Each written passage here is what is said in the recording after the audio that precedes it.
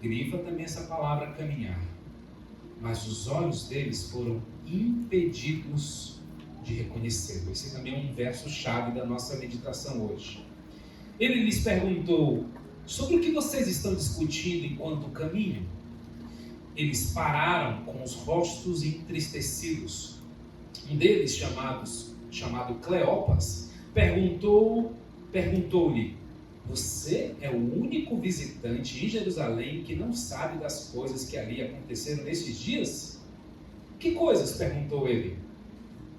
O que aconteceu com Jesus de Nazaré? Responderam eles. Ele era um profeta, poderoso em palavras e em obras diante de Deus e de todo o povo. Os chefes dos sacerdotes e as nossas autoridades o entregaram para ser condenado à morte e o crucificaram. E nós esperávamos, grava essa palavra também, e nós esperávamos quem era ele que ia trazer a redenção a Israel. Hoje é o terceiro dia desde que tudo isso aconteceu. Algumas das mulheres entre nós nos deram um susto hoje. Foram de manhã bem cedo ao sepulcro e não acharam o corpo dele. Voltaram e nos contaram ter tido uma visão de anjos e disseram que ele está vivo. Alguns dos nossos companheiros foram ao sepulcro e encontraram tudo exatamente como as mulheres tinham dito, mas não o viram. Ele lhes disse: como vocês custam a entender e como demoram a crer em tudo que os profetas falaram? Estou no verso 26. Não devia o Cristo sofrer estas coisas para entrar na sua glória? E começando por Moisés e todos os profetas, explicou-lhes o que constava a respeito dele em todas as Escrituras. Ao se aproximarem do povoado para qual estavam indo, Jesus, como quem ia mais adiante, fez como quem ia mais adiante, verso 29. Mas eles insistiram muito com ele: fique conosco, pois a noite já vem, o dia já está quase findando. Então ele entrou para ficar com eles, verso 30. Quando estava à mesa com eles, esse verso é chave, gente. Quando estava à mesa com eles, tomou o pão, deu graças, partiu e o deu a eles. Então os olhos deles foram abertos e o reconheceram, e ele desapareceu da vista deles. Mais uma vez o verso 30 e 31.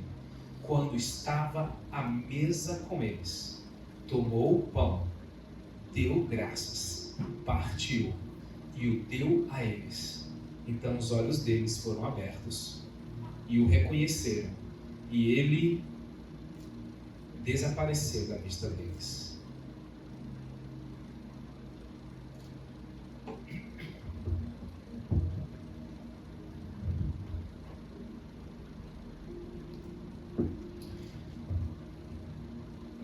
Glória a Deus por essa manhã, né? Deus é bom demais. Queridos, antes de seguir então a nossa ministração, por favor, estou vendo duas queridas que nos visitam pela manhã aqui pela primeira vez. Vocês podem ficar em pé? Você é a Janaína? Que coisa boa. Edileuza, acertei? Edileuza, que coisa boa. O que elas vão receber já, gente? Da gente? Bom demais. Palmas e abraços, né? Eles vão receber uma lembrancinha da Casa Viva. Que coisa boa. Glória a Deus.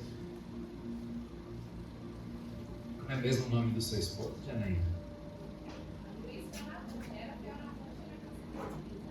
Luiz Fioravante. Conheci. E Edileuza, o nome do seu esposo é Ricardo, né? Que coisa boa. Sejam muito bem-vindas, tá? Bem-vindos. vocês estão recebendo um copo por uma razão. São duas razões por que esse copinho. Primeiro, porque é um símbolo da casa. Vocês estão conhecendo uma igreja chamada Casa Viva. A nossa igreja nasceu na nossa casa e ela continua nas casas. E além do domingo, a igreja, o que acontece todos os dias na semana, nas nossas células. E uma outra razão, você recebeu esse copo, é porque uma base bíblica que sustenta a nossa igreja é que aqui é um lugar de gente sedenta. A gente não está muito preocupado ou interessado em procurar pessoas que já sabem tudo, que já tem tudo, que já pode tudo e que só sabe dar, não sabe receber. Então é uma comunidade que está aberta para receber gente que tem fome, tem sede, tem desejo de aprendizado, de crescimento. Porque se a gente tem uma igreja mais sedenta, tudo flui. Mas imagina numa igreja que todo mundo já sabe, já tem, já pode, a confusão é grande, não é não? Eu estou fora. Administrar a gente que só sabe, que só tem, que só pode, que só dá, que só ele é, só ele tem. Estamos fora disso. Então é uma igreja sedenta. E o conteúdo desse copo vai receber água, que é a água viva que nós estamos buscando. Tá bom? Sejam bem-vindas. Espero que voltem mais vezes. Tenho um carinho enorme pelo Ricardo, viu, Edileuza? Né? Alguns aqui já pude reconhecer o Ricardo, né? Que trabalhou ali no Colégio Querigma, né? Trabalhamos juntos quando éramos ministros ali na Igreja Batista Central. O Ricardo é filho daquele querido, que eu também esqueci o nome dele, mas ele é inconfundível, o nome do pai dele. Seu Zé que dava bombom para todo mundo ali na entrada do Querigma, né? Ele é o filho do seu Zé, e que bom que vocês estão aqui. Espero que esse microfone me deixe pregar hoje, hein? Vai dar certo, vai dar certo. Queridos, eu estou muitíssimo empolgado para compartilhar a palavra de Deus com vocês nessa manhã. Eu queria muito que você se desprendesse de tudo agora. Se você puder, dar uma pausa à sua mente, ao seu coração, né? Você encontre aqui na palavra de Deus tudo aquilo que a gente precisa saber nessa manhã. Eles esperaram o dia do descanso do sábado, e eles foram ao túmulo no domingo. Foram ali levar especiarias para ver como estava o corpo de Jesus. Mas não encontraram nada, porque a pedra foi removida. Glória a Deus, a pedra foi removida e Jesus não estava mais lá. Dando um pouquinho do contexto para vocês. O que era para ser uma cena extraordinária, eles ficam ainda mais amedrontados, baixam a cabeça, mudam o olhar, e escondidos em si mesmos, ouvem a voz dos anjos. Sério? Vai dar certo? Som. Oh, glória a Deus. Presente, viu, gente? Que a Casa Viva recebeu, ó. Glória a Deus. É o Shuri. Muito bem. Então, vocês estão procurando o quê? Dentre os mortos, aquele que vive. Ele não está aqui, ele ressuscitou. Esse é o contexto. Esse é o contexto, gente. De 2 discípulos no caminho de Emaús. No caminho, 2 discípulos ainda não estavam acreditando na realidade da ressurreição. 2 discípulos voltam para a sua cidade, 11 quilômetros de Jerusalém. O nome da sua cidade se chama Emaús. E no caminho, conversando, eles estavam certamente tristes. Eles estavam perplexos. Eles estavam certamente muito tristes por conta da morte de Jesus. E aqui, queridos, tem 2 coisas que eu quero deixar como alvo para o seu coração e que faça muita diferença para você. Jesus no caminho e Jesus na mesa. Então nós vamos conversar sobre essas 2 coisas hoje. Antes, desde quando nós iniciamos a Casa Viva, foi intencional, ao mesmo tempo espiritualmente dependente de Deus, que nós ministramos a palavra de Deus aqui. Queridos, quem me conhece sabe disso. Eu sou uma pessoa intensa, eu sou uma pessoa que busca fazer tudo com muita excelência, com muita profundidade. Então, possivelmente ou raramente você vai me ver pregando algo porque é o pastor, tem que pregar. Raramente você vai me ver nessa posição, porque eu tenho pedido a Deus que Ele me oriente para cada semana. Agora, a orientação que Deus dá para a sua igreja não é do nada, não é assim, Deus falou comigo hoje, eu vou pregar isso. Não é bem assim. Deus nos deu uma visão como igreja, gente. E Deus vai usar esta visão estabelecida para a sua igreja, para a gente surfar dentro dela, para a gente ministrar sobre aquilo que Deus já nos entregou. Então, se você é um discípulo atento, nós pregamos muito e continuaremos a pregar sobre ser discípulo. Faz sentido? Você já sabe que para nós na Casa Viva ser discípulo não é igual a ser crente. Que a Casa Viva não é uma igreja de crentes. É para ficar assustado mesmo. Porque a gente não acha legal crente. Crente é chato, é religioso. Crente é um bocado de coisa, mas discípulo não. Discípulo é parecido com Jesus. Então eu desisti de ser crente e me tornei discípulo. Aleluia. Porque crente, mais uma vez, ele tem 3 coisas que ele faz o tempo todo. Ele compara, ele barganha e ele quantifica. Explica melhor, pastor. Ele barganha do tipo assim, vamos fazer uma campanha de 7 semanas de oração, porque no final da 7ª semana Deus vai ter que... Então ele já faz uma barganha com Deus. Não é essa a nossa ideia. Nós semeamos, nós não barganhamos. O crente, ele compara. Quem é o maior no reino dos céus? Quem é maior aqui? Então essa coisa de quem é maior também não é tão importante para a gente. E ele quantifica, do tipo, quantas vezes mesmo temos que perdoar? São 7 vezes? Não, gente, aqui a gente tem que amar sempre, perdoar sempre, buscar sempre. Não tem quantas vezes, quantas horas você ora por semana, quantas vezes você jejua, isso não é importante para nós. Isso é coisa de crente. Crente tem que comparar, tem que barganhar, tem que quantificar. Isso é coisa de menino. Discípulo é outra coisa. Então nós estamos ministrando na nossa igreja sobre ser discípulo.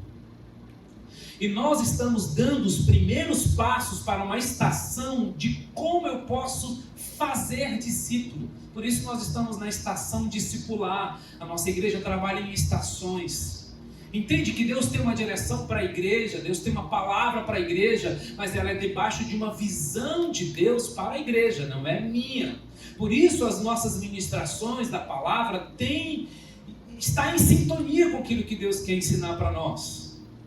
O que nós vamos fazer hoje é uma introdução, na verdade nós já estamos fazendo nos últimos domingos. Se você está atento, você lembra da palavra de Juízes, capítulo 18, quando a gente tinha que retirar do nosso meio, tinha que se posicionar para dizer o seguinte: não coloca a tua confiança na tua própria paz, não seja alguém facilmente conquistado, porque é uma guerra espiritual, alguém querendo ganhar a tua alma. Então a gente está dizendo assim, Laís era uma cidade muito confortável, muito próspera, todo mundo tinha, sabia e foi facilmente conquistado. Lembra?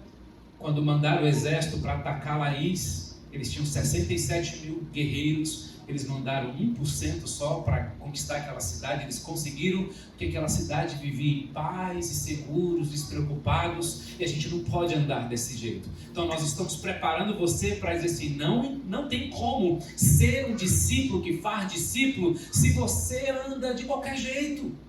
Não, nós estamos em uma carreira, nós estamos deixando um legado por onde nós passamos.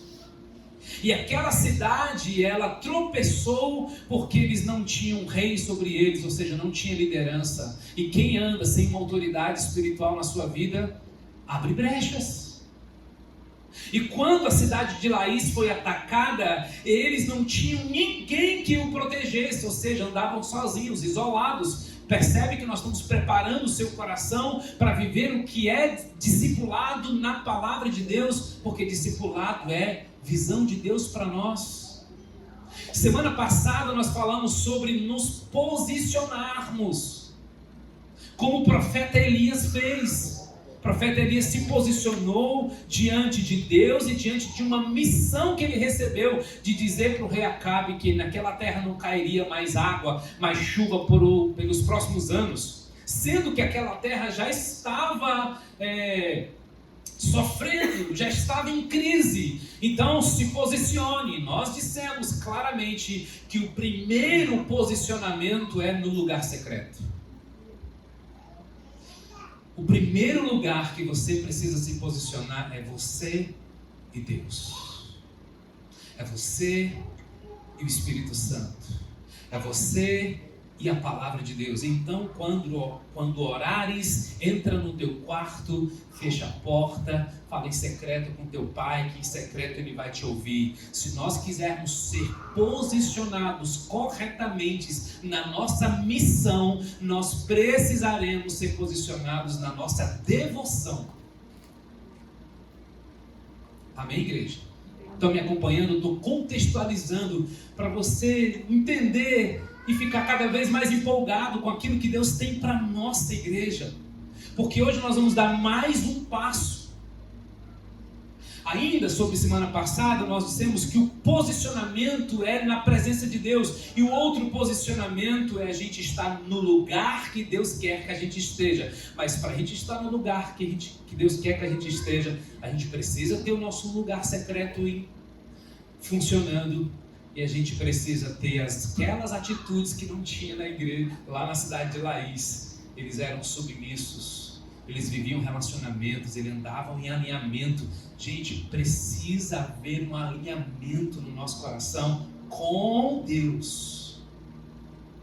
Se você está num lugar onde não há alinhamento, você está sofrendo e você vai sofrer. E se tem uma coisa que eu não gostaria que acontecesse na Casa Viva, é isso, esse desalinhamento doutrinário, alinhamento de visão, alinhamento de postura, porque nós somos discípulos de Jesus. Nós estamos aqui para lhe ajudar a se alinhar e se aliar ao que Deus quer para nós, porque nós seremos fortes à medida que estamos mais unidos. Nós seremos ainda mais influentes e relevantes se nós estivermos ainda mais unidos na missão que Deus nos deu, na palavra que Deus nos deu. Só que o seguinte, o nosso Deus, que é extraordinariamente superabundante, ele inventa, ele cria, ele se manifesta de formas tão poderosas que agora eu não posso dizer apenas que estando posicionado no meu lugar secreto, está tudo resolvido. Não, começa lá. Agora nós temos que nos posicionar em outros lugares que Deus vai nos colocando. E tem 2 desses lugares, irmãos. Nós estamos construindo uma mentalidade de discipulado, por favor. Não subestime e nem superestime nada que Deus colocar nas suas mãos. Tem 2 lugares que a gente precisa aprender a se mover: no caminho e na mesa. Sabe o que me impacta nessa história? É que os 2 discípulos que não estavam entre os 11, certo? A Bíblia só dá o nome de um deles, que é Cleopas. Os estudiosos dizem que era um casal. Esse casal, uma família, como era natural, sair das suas cidades e ir para a festa da Páscoa. Jesus é morto, é trazido no contexto de uma festa. estava tudo sendo arquitetado para prendê-lo. Prendeu Jesus, matou Jesus. Só que Jesus já ressuscitou, gente. E como é interessante a gente observar os detalhes quando a gente lê com atenção a palavra de Deus, porque Jesus já ressuscitou. E Jesus então se apresenta no caminho para os 2 discípulos. Jesus se apresenta para as mulheres. Jesus se apresenta para os 2 discípulos no caminho. E no caminho, Jesus percebe, queridos, que eles ainda não tinham percebido a ressurreição de Jesus. Sabe quando algo já está determinado como vitória na sua vida, mas você vive como um derrotado? Sabe quando você já tem tudo que você precisa, mas você anda como se fosse escravo? Gente, isso aqui é tão sério. É dito por alguns pastores como sendo uma das histórias mais cruciais de transição para você entender a igreja, que é onde a gente vai chegar mais para frente.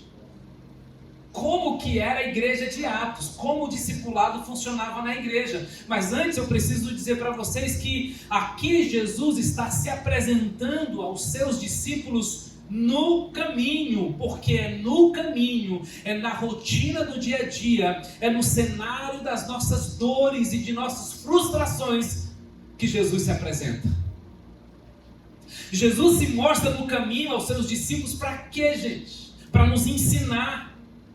Para nos ensinar que ainda há muita coisa dentro de nós que precisa de mudança, que precisa ser, os nossos olhos precisam ser abertos. Mas mais uma vez, o que me encanta é que Deus, mesmo estando com eles, esses 3 anos de ministério, mesmo Jesus tendo morrido e Jesus tendo ressuscitado, Ele não desistiu dos seus discípulos.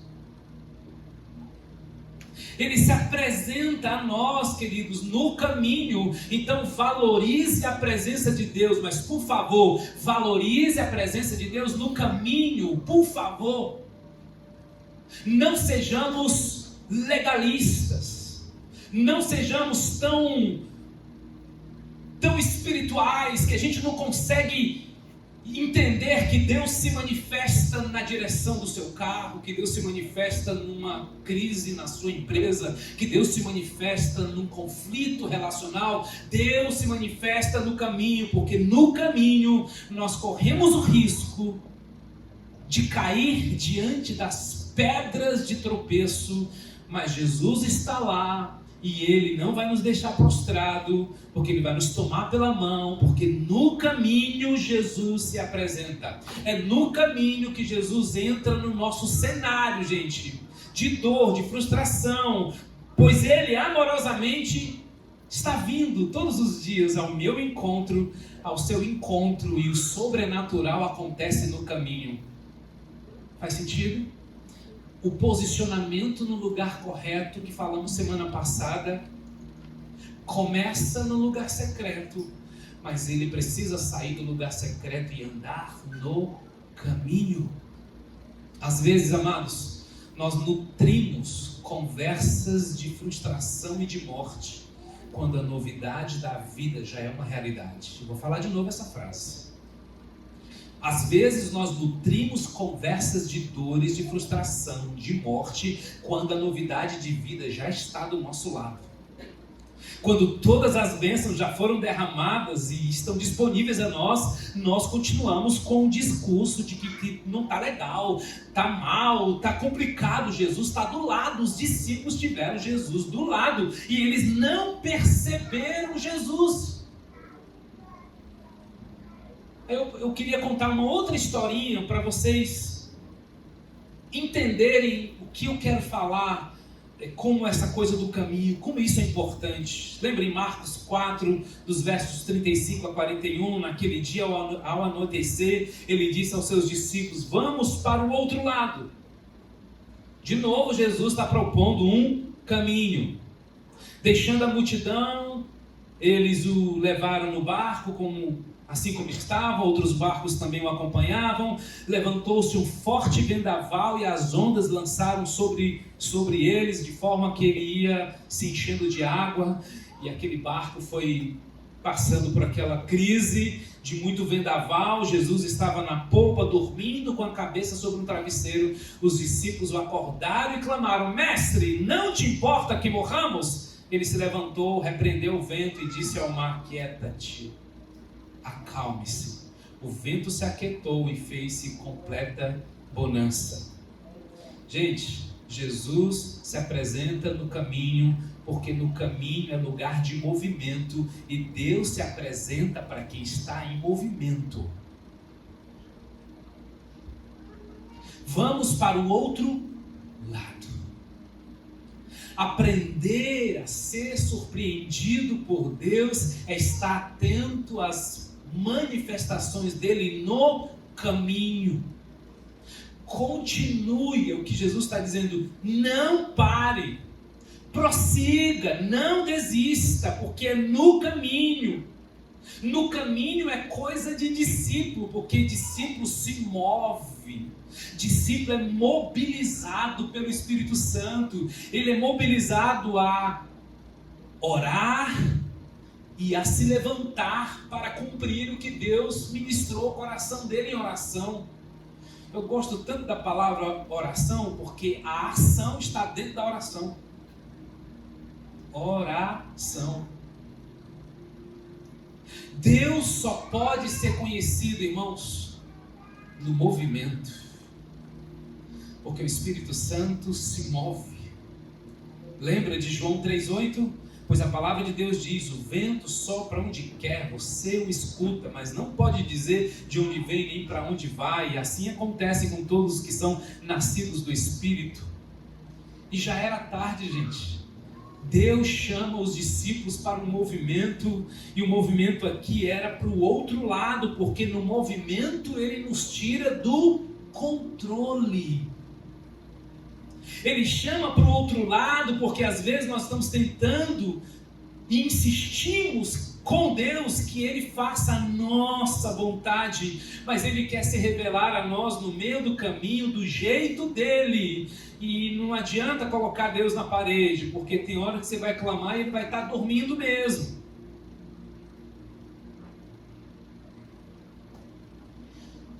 Porque é nesses cenários que Ele vai nos libertando de nós mesmos, do controle. Aleluia.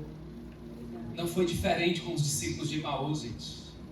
Um encontrou Jesus no meio do vendaval, no caminho de um lago, do início de um lago para o outro. Esses aqui, Jesus encontrou eles no caminho, porque Jesus ama caminhar com a gente. Mas o que me impressiona é que os olhos deles foram impedidos de reconhecê-lo, e só reconhece alguém quem antes o conheceu, não é verdade? Então, se o texto está dizendo que eles não reconheceram Jesus, é porque eles já conheciam antes. Aí a pergunta é: conheciam mesmo? E por que os olhos deles foram impedidos de reconhecer a presença de Jesus? O que faltou para esses discípulos reconhecerem e ficarem admirados ao verem Jesus? O que faltou? Por que os olhos deles não conseguiam ver o Mestre? Ei, irmãos, isso aqui é muito importante você guardar no seu coração. Você está percebendo Jesus? No sim, no não, no espera, no desajuste, no conflito, na dificuldade. Você está vendo Jesus? Porque se você vê Jesus, tem gratidão e não insatisfação. Se tem Jesus, tem contribuição e não divisão.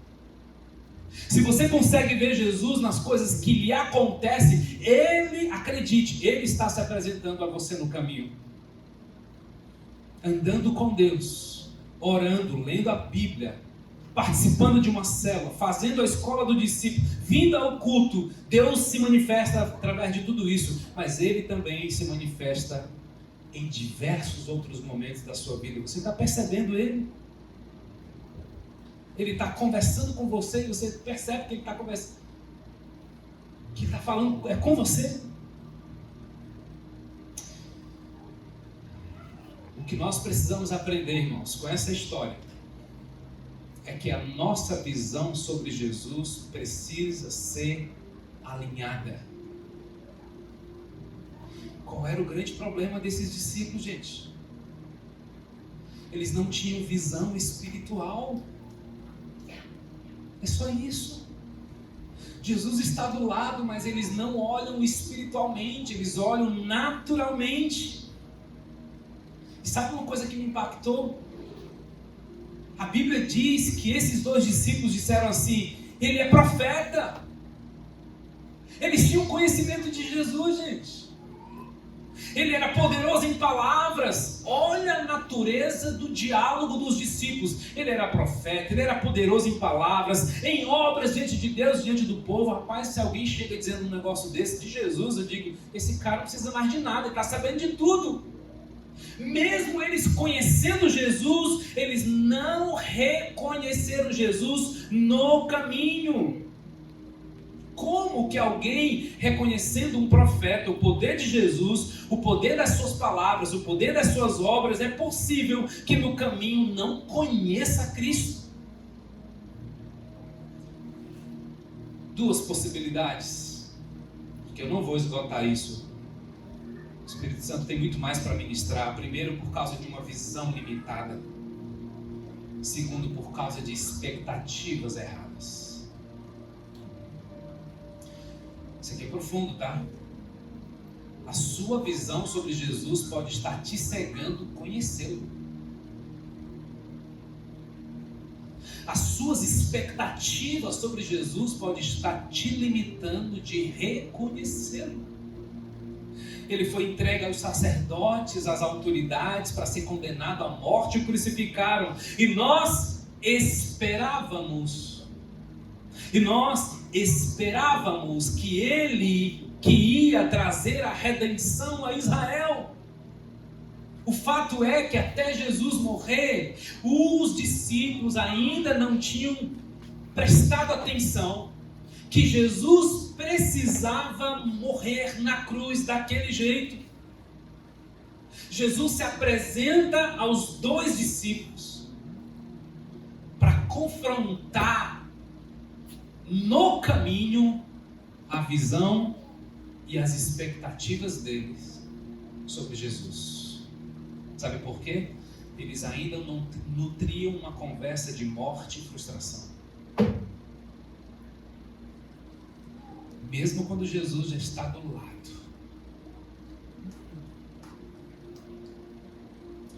Queridos, o caminho de Emaús é a história de dois discípulos que estão desapontados com Jesus. E se a gente vem com uma visão mais romântica do texto, a gente diz assim: puxa vida, né? Coitados. Caramba, eles deram o melhor deles, né? Eles viajaram 11 quilômetros a pé. Puxa, eles estão tristes, né? Mas eles estavam desapontados com a salvação que não receberam de Jesus. Que Jesus se apresentou como Salvador, mas ele fez foi morrer.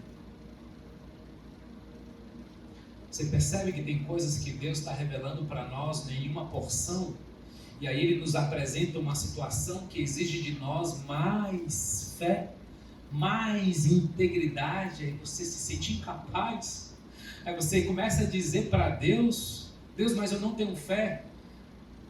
Sabe quando você começa a pregar para Jesus? Você começa a querer convencer Jesus que Ele não está vendo, que Ele não... Mas Jesus, eu não tenho uma fé suficiente, mas eu estou te alargando, porque em mim eu tenho um rio de água viva, meu amigo. Não acaba nunca. Não acaba nunca. Eles estavam frustrados, gente, porque Jesus era o Salvador e eles agora estavam vendo Jesus morto. Possivelmente, esses discípulos... É uma representação, amados, de uma espiritualidade utilitária e superficial, típica de menino. E nós precisamos mudar isso, porque Deus não atende necessidades, Deus atende propósitos. As nossas expectativas de Deus baseado nas nossas necessidades e interesses, é apenas uma porta de entrada, mas não é isso que vai manter o seu relacionamento com Deus, porque, vamos falar a verdade, a gente não passa o dia todinho querendo ficar no quarto orando. Tem momentos e estações na sua vida que você precisa muito disso. Mas porque você precisa, né? E depois que você é saciado, continua? Não. Normalmente não. Alguns escolheram ser monges, com essa perspectiva de que 24 horas por dia minha vida é ler, orar, contemplar, meditar. Só que discípulo vive tudo isso não no mosteiro, gente, é no caminho. Isso é libertador demais, gente. Sabe? É libertador demais, porque você não precisa se culpar se você está tendo muita dificuldade para orar 5 minutos. Celebre os 5 minutos e se desafie a orar 6. Porque você pode sair de 5 para 6, eu tenho absoluta certeza. Aí quando você chegar nos 6, você estabelece o minuto 7. Mas se alguém diz para mim que ora 4 horas, eu já fico com vergonha já. Então vou nem orar, porque eu não oro igual esse cara ora. Não. Não há espaço para exibicionismo espiritual na nossa igreja, tá certo? Eu celebro os seus 5 minutos de oração. Eu celebro aquele versículozinho que você lê todo dia, só um versículo, que às vezes muda teu dia. Eu queria que você fosse para 2. Aí depois de 2 você vai para 3. Senão você vai ficar assim, mas aí, cara, eu leio 4 capítulos por dia. Eu leio a Bíblia toda em um ano. Meu Deus, são 4 capítulos por dia, gente. Isso é uma proposta indecente para quem não tem hábito de ler a Bíblia. Então lê a Bíblia em 4 anos, abençoado. Ache um programa aí, a Bíblia em 4 anos, não tenha vergonha não, mas leia todo dia. Encontre Ele na palavra, mas encontre Jesus no caminho. E se nós estamos todo o tempo apresentando para Deus a nossa necessidade, a nossa insatisfação, a nossa inquietação, certamente estamos lidando com uma frustração. Parece que não se resolve. Mas Deus quer encontrar a gente no caminho e Ele quer te trazer para esse nível, que sabe lidar com Ele no lugar secreto e sabe viver com Ele no caminho. Amém? Amém. Sabe por que os discípulos estavam frustrados? Porque eles tinham uma visão limitada e porque eles tinham expectativas. E nós esperávamos. Eles esperavam uma coisa diferente. Jesus pergunta assim: por que vocês estão tristes? Nós esperávamos que Ele ressuscitaria ao 3º dia, mas ninguém sabe o que aconteceu. Olha ele entregando para Jesus. Ele disse que ia ressuscitar ao 3º dia, fomos lá no túmulo agora, não pegou nem a dica, entendeu? Opa, mas se ele não está lá, alguma coisa aconteceu pelo menos. Então Jesus diz: como vocês são tardios em entender. Gente, eu me coloquei nessa cena algumas vezes essa semana. A gente é cabeça dura para tantas coisas, né? Como vocês são tardios de entender, de crer no que os profetas falaram? Não devia Cristo sofrer essas coisas para entrar na sua glória? Onde é que você se perdeu? Porque possivelmente a sua necessidade, o seu interesse é maior do que o seu relacionamento com Jesus. Porque, gente, quem tem intimidade com Deus está chorando, mas está adorando. Aí tem uma penca de louvores sobre isso, certo? Os louvores mais pentecostais, está todo tempo falando isso pra gente. Que é vitória, vai chorando, geme e chora. Aí o cara ainda me convida a gemer. Cara, Deus vai na frente, abrindo o caminho, quebrando as correntes. É isso mesmo, pessoal. Esse é o lado pentecostal que eu amo. É isso mesmo. Sou renovado.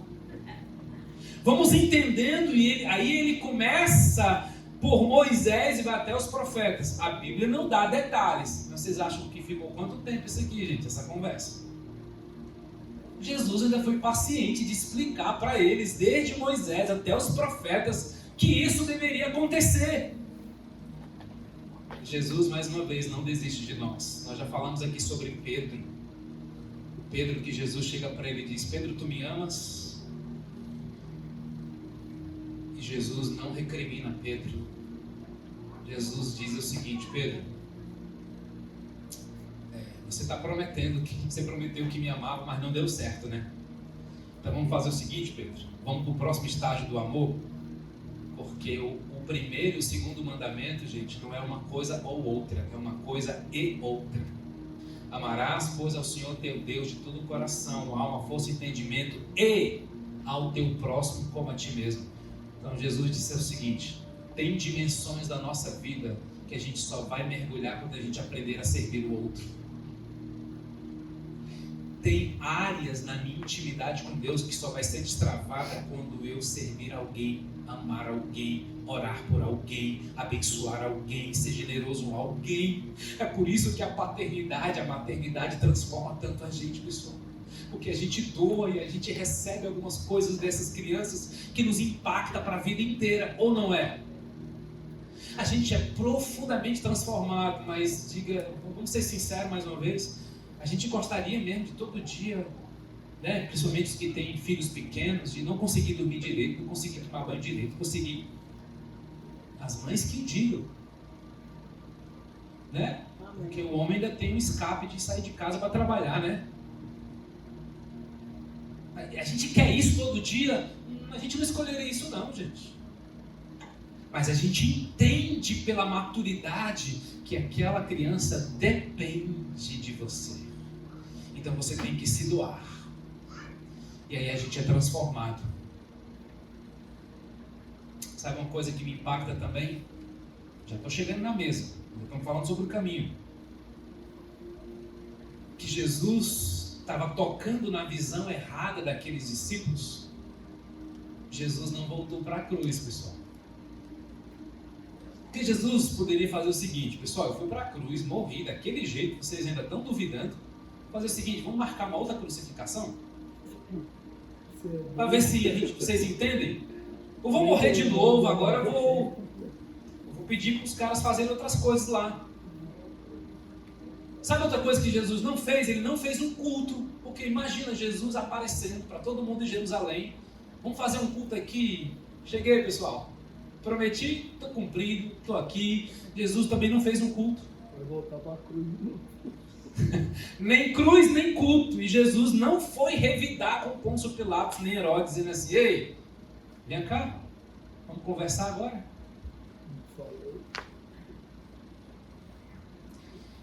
O que Jesus faz, gente? Jesus vem ao nosso encontro. Isso é tremendo demais, gente. Como é que alguém não pode andar com Jesus, pessoal? Porque Ele vai ao nosso encontro, Ele se encontra com a gente, Ele é desesperado pelo nosso coração. Amém. Como se Ele dissesse: meus discípulos, eu já estou no caminho com vocês algumas horas. São 11 quilômetros até Emaús, eu vou com vocês até lá, porque tudo que eu começo eu termino. E eu vou abrir os olhos de vocês. Tudo bem, você está pensando errado, mas eu amo você e eu vou te ajudar, seu cabeça dura. Eu vou te ajudar, eu vou abrir os teus olhos. Jesus não olhou para o passado, focando na cruz, mas Ele olhou para um cenário que espero tanto que Deus fale ao seu coração. Enquanto estava à mesa com eles, Jesus entra numa casa, pessoal. Ele não escolhe a cruz, nem um culto, ele não escolhe o palácio, ele escolhe uma casa. E na casa ele acessa a memória dos discípulos, através do repartir o pão. Ele deu graças, partiu e deu a eles. Sabe algo poderoso que Deus falou no meu coração essa semana?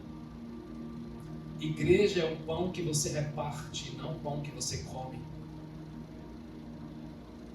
Porque esse Jesus partiu o pão e deu a eles. Porque, gente, o texto poderia ter dito: Jesus comeu o pão e repartiu com eles. Jesus fez primeiro o quê? Repartiu o pão. Então os olhos deles foram abertos e o reconheceram, e ele desapareceu da vista deles.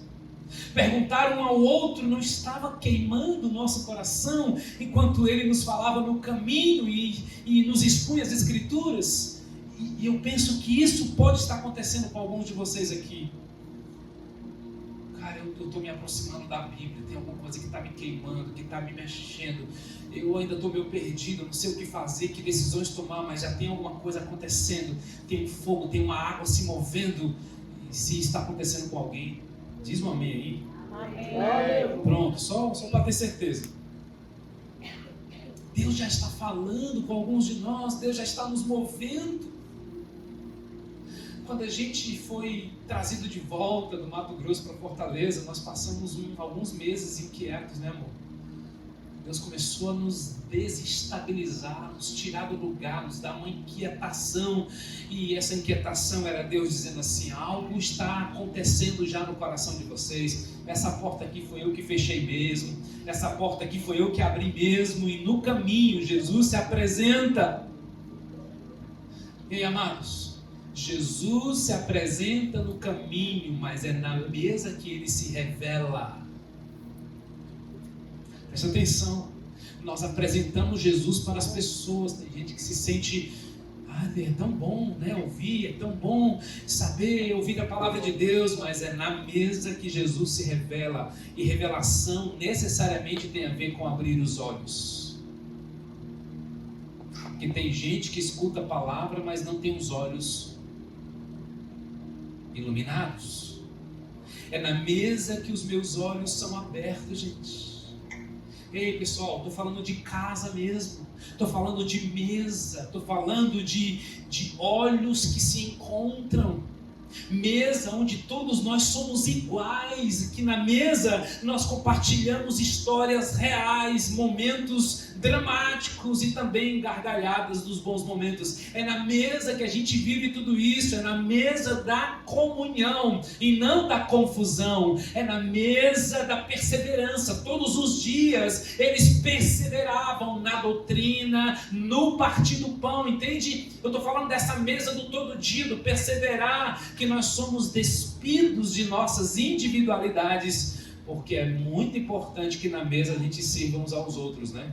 Eu sei que tem alguns camaradas que dizem assim: me dá esse negócio aí, dá o arroz aqui, pega ali o talher para mim, bota aqui o copo. Tudo na mesa tem que ser servido para ele. Não é esse indivíduo que eu estou falando, não.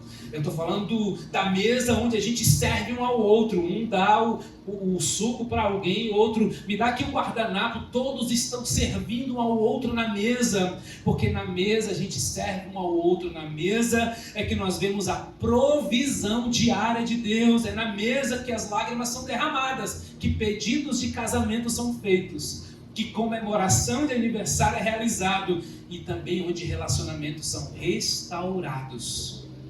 Meus irmãos, eu não tinha esse hábito na minha vida até conhecer essa mulher especial na minha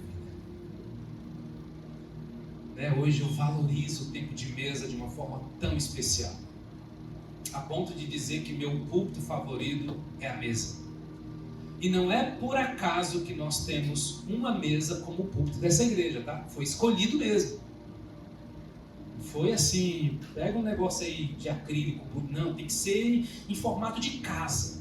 Aliás, isso aqui não é para colocar água não, é para sentar esse banquinho. A gente entra aqui com a água, mas não é para sentar.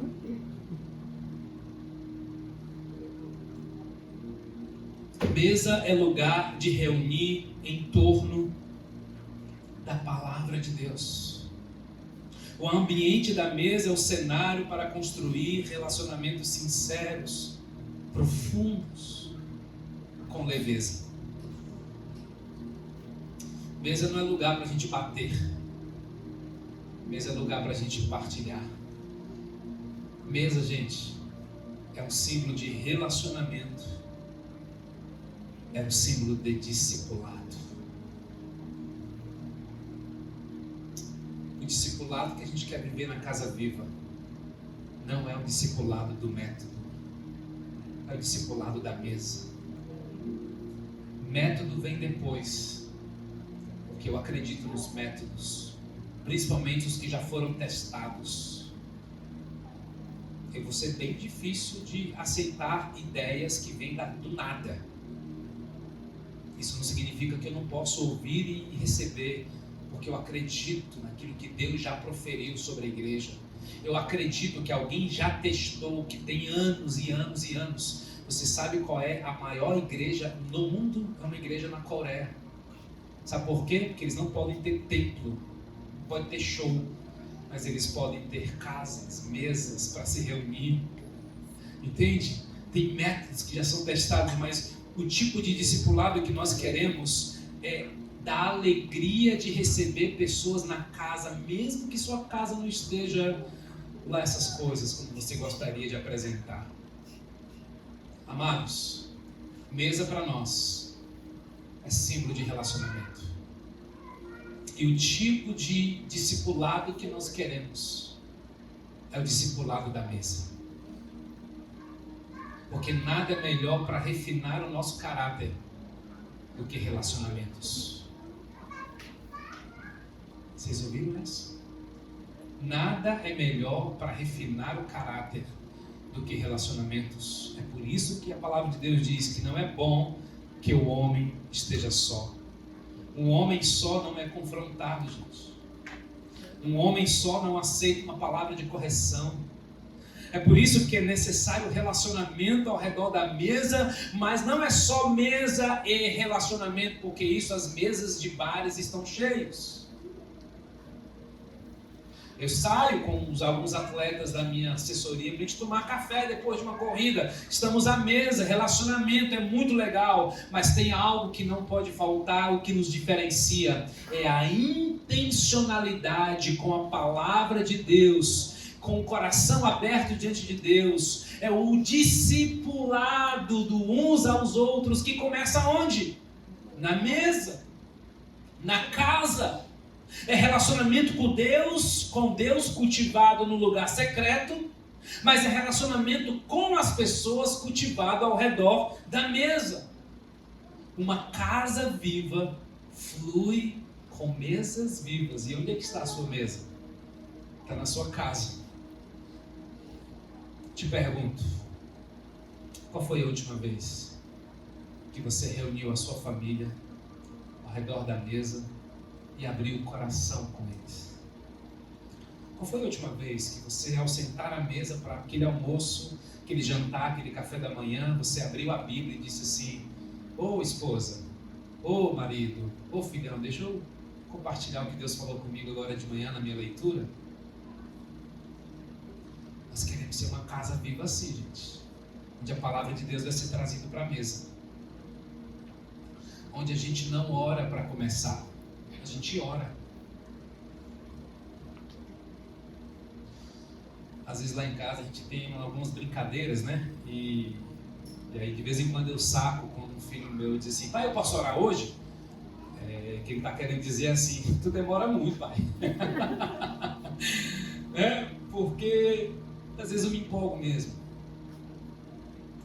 Porque a gente ora ao redor da mesa. Há lugar na casa, gente.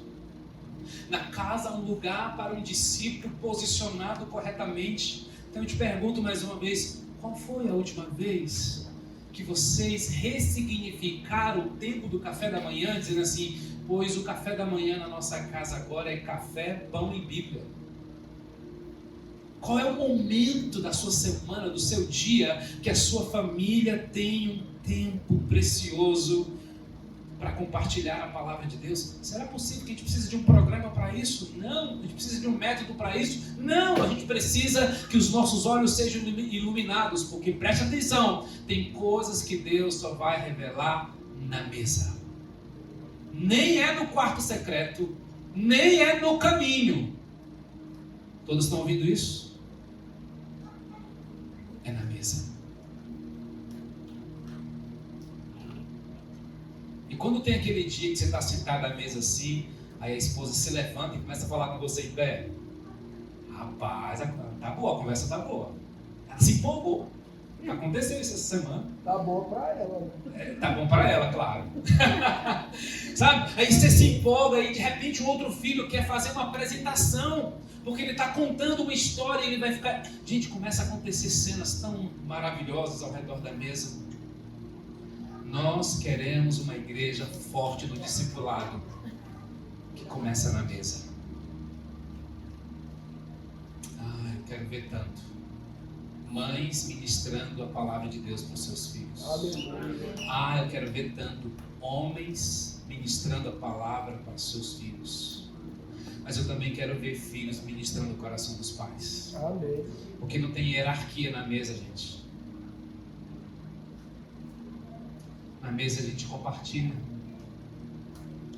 Sabe quando é que esse negócio da Bíblia em café e discipulado começou a surgir na minha casa? Bom, vou trazer uma das memórias. Eu tenho o hábito de ler a palavra de Deus um tempo no meu quarto e outro tempo à mesa. E à mesa, quando o meu filho, o primeiro acorda, o segundo vai acordando e eles vão chegando à mesa, eu já estou com a Bíblia na mão e eu vou envolvendo eles naquela conversa que eu já estou lendo. Eu nem espero muito chegar a palavra, cadê o celular? Nem espero muito deixar chegar esse momento. Ou até mesmo aí já tem que fazer a tarefa. Calma, aqui a gente dá um abraço. Todo dia a gente dá um abraço no outro.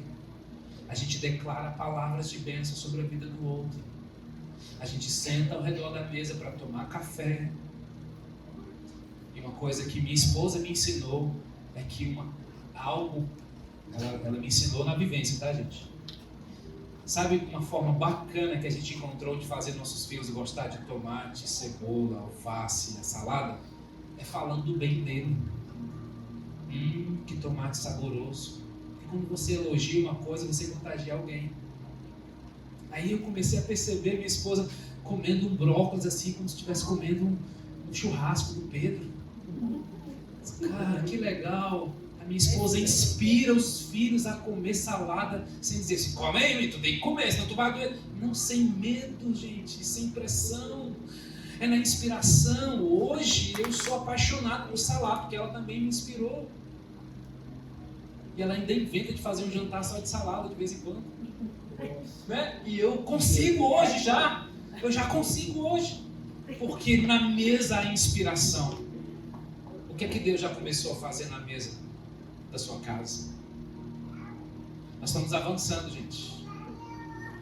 Por isso que o coração do pastor não fica pensando em quantidade de pessoas no culto, fica pensando naquilo que Deus está entregando para a igreja. Se a gente perder e assim, e não adianta fazer pressão para a gente agora, que a gente tem que ter tudo, todos os recursos, as câmeras, o YouTube, ainda não. Nós estamos colocando as coisas no lugar. Chegou o microfone sem fio, aleluia. Na hora certa que o fio estava aqui crecando no meu ouvido, meu Deus, e puxa o cabo, e o meu amigo Guilherme, toda a gentileza, prepara, né? Cara, ele já me diz logo, o teu fio dá pra tu ir até o A ali, beleza? Se tu for pro C, tu vai puxar ele. Aleluia, agora eu posso andar no meio de vocês. Que presente de Deus, porque é melhor a gente ouvir o que Deus está fazendo no nosso coração, gente. Nós estamos plantando uma igreja e a qualidade da semente nessa plantação vai fazer toda a diferença. Amém? Amém. No lugar secreto, amém? Amém. No caminho, amém? Amém? Um é maior do que o outro? Não. Um é melhor do que o outro? Não. Os dois são importantes. É na mesa, amém? Eu sei que a mesa vai demorar para o amém vir mais pentecostal, mas vai chegar. Nós vamos ter um amém pentecostal quando disser, a gente encontra Jesus na mesa. Amém. Viu? É isso aí, começa com 3. Luciano, vem aqui, Carol. Amigo, é simples. O que Deus está fazendo na mesa da sua casa. A graça e a paz do nosso Senhor Jesus Cristo. Amém. Eu sou o Luciano, aqui é a Carol. O Carolzinho mais íntimo, viu?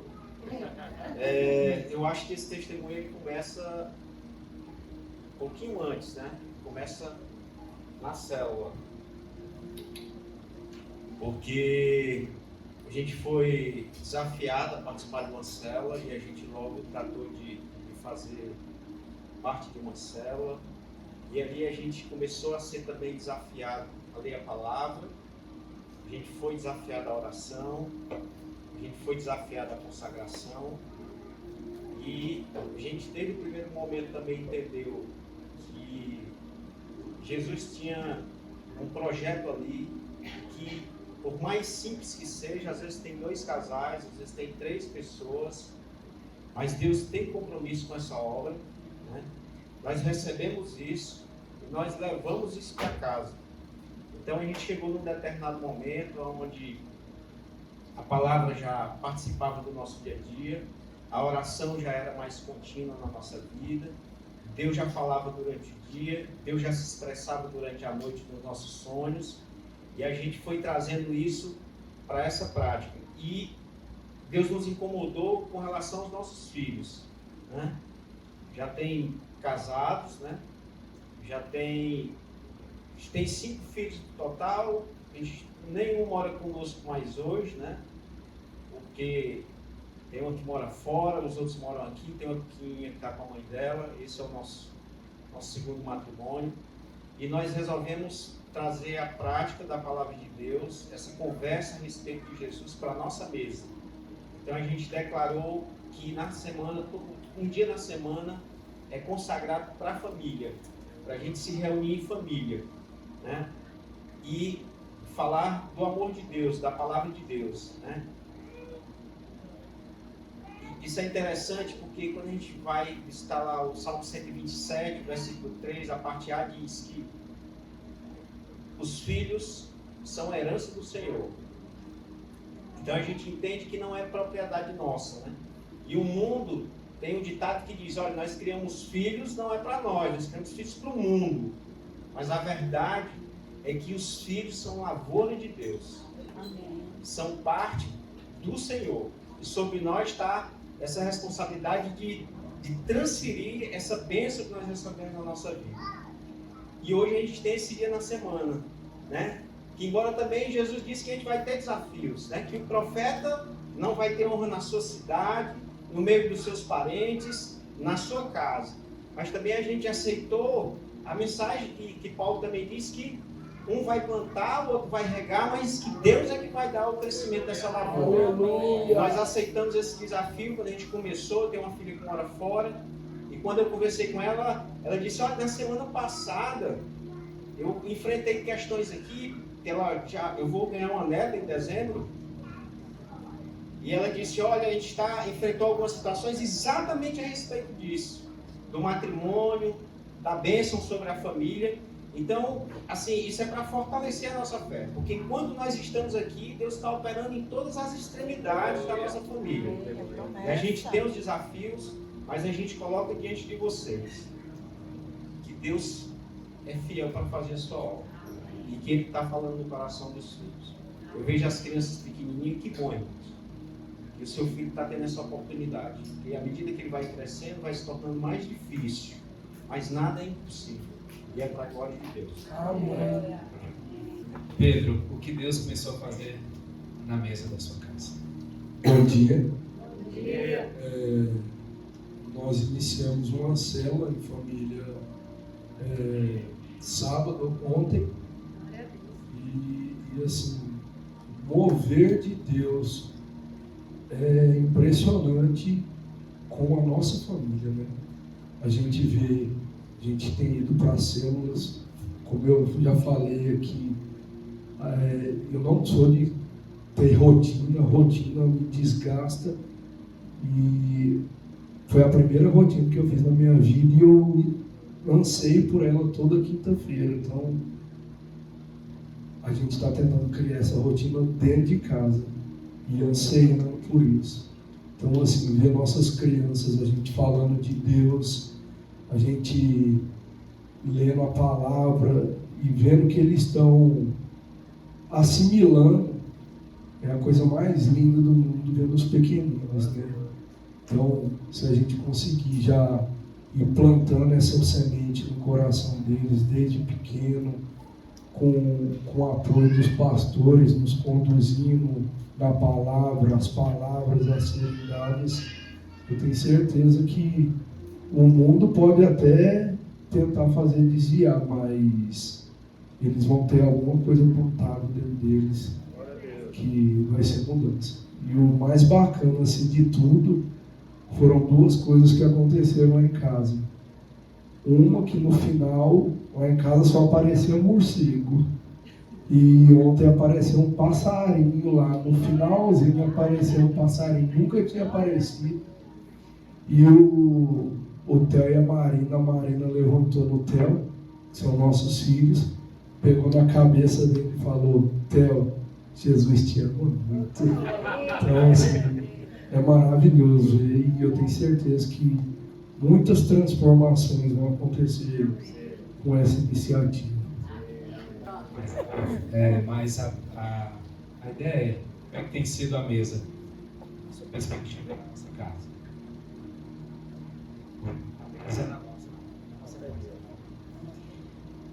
De fato, eu sempre priorizei muito esse tempo de mesa, porque eu não vivi isso na minha casa, né? Então, na casa com os meus pais, cada um comia no seu tempo, no seu jeito, no seu ritmo, no seu canto, no seu quadrado, né?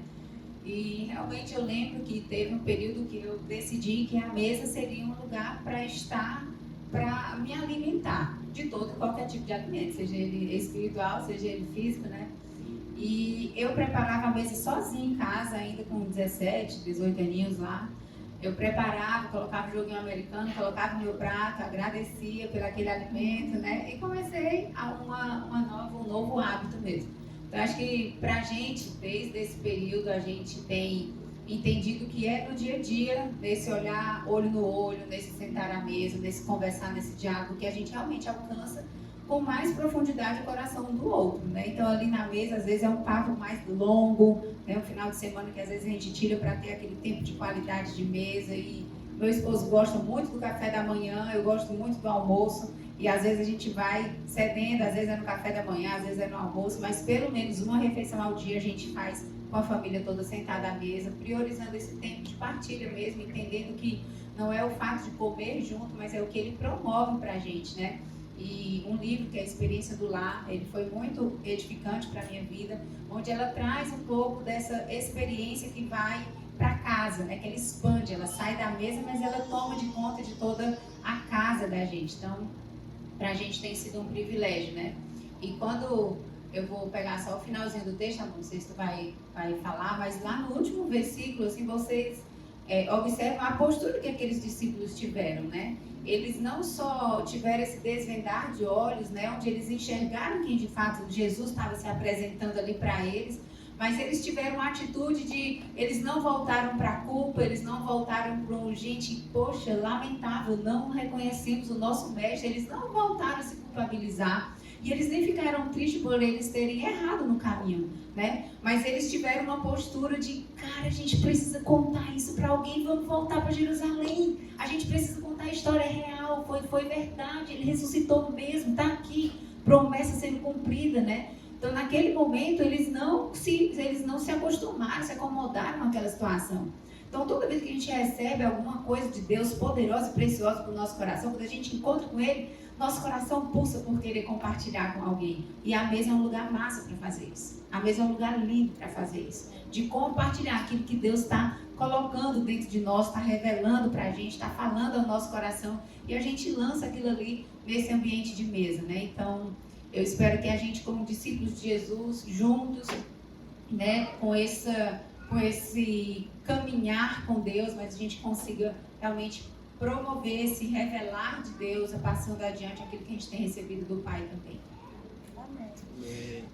Eu não sei o que Deus deixou gravado no seu coração. Eu sei o que Ele me entregou para compartilhar com você. Essa não é uma pregação, essa é uma voz de Deus para nos dar direção como igreja. A minha oração é que o seu coração esteja queimando como o coração dos discípulos estiveram ali no caminho. E eu tenho um desafio para você nessa manhã, diante de Deus. Você já está percebendo Ele no caminho? Ou nessa manhã ficou claro da sua dificuldade de perceber Jesus no dia a dia? Você está muito envolvido com coisas, tarefas, trabalho, e Jesus se torna o teu encontro no final da noite. Você até tem o seu lugar secreto. Você é uma pessoa disciplinada, você está lendo a Bíblia, mas parece que durante o dia você não consegue perceber o mover de Deus. Se é com você que eu estou falando, você está tendo dificuldades de encontrar Jesus no caminho, fica em pé no seu lugar. Eu quero orar por você. Eu quero pedir que o Espírito Santo mesmo te dê sensibilidade, quebrantamento. Se você diz assim, eu escuto, mas muito pouco, fique em pé também, porque você está dizendo assim, eu quero ouvir mais. Eu quero ouvir mais, Deus. Talvez o trânsito para você é um ambiente de estresse, só estresse. Isso não está certo. O trânsito é um lugar para também Deus falar contigo. Você está dizendo assim, eu não consigo ouvir Deus no trânsito. Então você deve ficar em pé. Eu não consigo nesse estresse, nesse trabalho. Então você possivelmente não está conseguindo ouvir os recados de Deus para o seu coração, porque Ele se revela no caminho. Fique em pé no seu lugar mesmo, com coragem, assim, Deus, eu me posiciono. Eu me posiciono porque eu quero ter um encontro contigo no caminho. Mas talvez nessa manhã a sua grande dificuldade é em parar. É exercer a paciência para ouvir o outro, é sentar à mesa, é preparar a mesa. E como Vanessa já deixou tão claro aqui, não é para te trazer culpa, é para te trazer incentivo. Você quer viver isso mais ao redor da mesa? Pai, você quer ter essa atitude com sua esposa, com seus filhos? Eu quero isso, então fique em pé no seu lugar, que eu também quero ministrar sobre a sua vida. Eu creio nas palavras que Deus dá para a sua igreja. Eu creio na autoridade espiritual que declara palavras de bênção sobre nossas vidas. Talvez você esteja lá no seu coração dizendo, mas eu acho isso tão difícil de acontecer. Quem sabe você está dizendo nessa manhã, eu vou começar a ter o meu tempo de mesa com a minha filha, com o meu filho, com o meu esposo. E você vai assumir esse compromisso. Talvez é você, filho, que vai convidar o seu pai. Talvez é você, mamãe, que vai convidar o seu filho. Talvez vai começar por você, pai, chamando a sua esposa, e depois o filho vem. Não sei a ordem, mas eu só preciso ver uma disposição do seu coração. Deus está vendo isso. Você quer fazer isso, você deseja viver esse discipulado, a começar do lugar mais importante, que é a sua casa, os discípulos que estão mais perto de você. Se eu quero viver essa cultura do discipulado, vivendo na minha casa. Pai, eu quero declarar sobre os meus irmãos, aqueles que estão em pé, dizendo, eu quero te ouvir mais e melhor no meio do caminho. Deus, eu quero pedir pela vida dos meus irmãos nessa manhã, que eles tenham os seus olhos abertos, Pai. Eu oro para que o coração deles venha a queimar ao ler a tua palavra ao redor da mesa, porque foi ao redor da mesa que os olhos desses discípulos foram abertos. Meu Deus, eu quero te pedir por estratégias, por alegria, por perseverança aos teus filhos. Deus, que esses irmãos não olhem para o lado, não olhem para quem não quer, mas olhem para aquele que quer. Talvez vai começar a mãe, a filha, talvez comece o filho com o pai, mas Deus vai agir na sua família, com a disposição do seu coração, em nome de Jesus. Essas águas vão jorrar na sua casa e vai tocar os demais membros da sua família, em nome de Jesus. Pai, eu te peço que o Senhor nos prepare como igreja, para ser uma igreja no caminho, uma igreja na mesa, uma igreja do secreto. Pai, obrigado por essa tríade maravilhosa que o Senhor está mostrando para nós.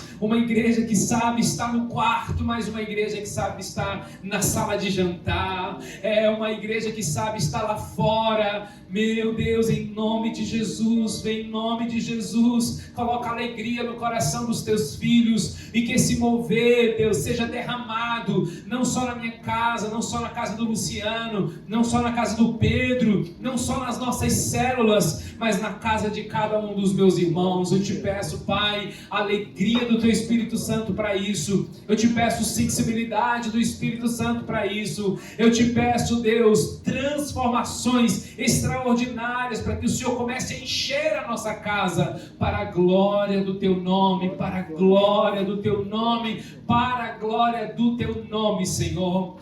No nome de Jesus, Pai, que eu oro.